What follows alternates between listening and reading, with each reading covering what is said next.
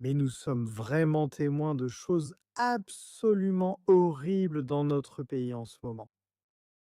Je pense qu'il est désormais indéniable que notre gouvernement a laissé entrer dans le pays des personnes très très dangereuses.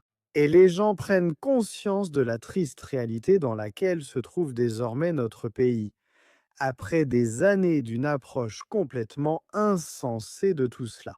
Nous avons vu par exemple dans le cas de l'agresseur sexuel migrant d'Eping que lui, il a été expulsé vers l'Éthiopie. Mais gardez à l'esprit, d'après les statistiques que j'ai pu trouver, qui je crois allaient jusqu'aux années récentes.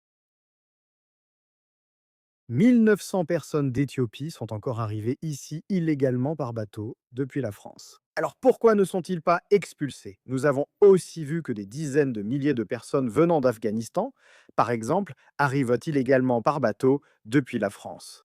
Pourquoi ne sont-ils pas expulsés? Nous avons vu que l'Allemagne a commencé les expulsions. Maintenant, au lieu de cela, nous avons offert un service de taxi qui a rendu ce pays moins sûr. Cela nous coûte une véritable fortune.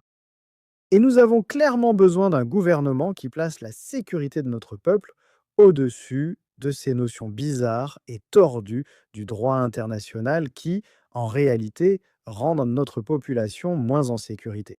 Nous avons vu le Parti travailliste poursuivre, bien sûr, la politique conservatrice qui consiste à récompenser les personnes qui entrent illégalement dans notre pays en leur offrant un logement gratuit, de l'argent et, bien sûr, une bonne chance d'être autorisés à rester pour toujours. Et pour ceux d'entre vous qui disent eh bien, on ne peut rien faire à ce sujet.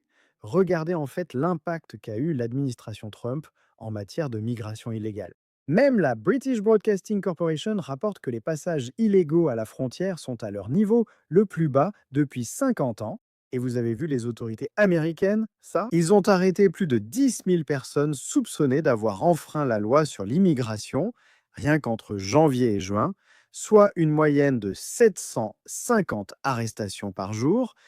Et c'est très simple, ce pays doit, pour des raisons de sécurité et par souci d'équité envers ceux qui viennent et contribuent à notre pays. Légalement, nous devons rétablir le principe fondamental selon lequel si vous venez ici illégalement, en aucun cas vous ne serez autorisé à rester. C'est la seule façon de mettre fin à cette folie. N'hésitez pas à me faire part de vos réflexions à ce sujet dans les commentaires ci-dessous. Merci à tous d'avoir regardé.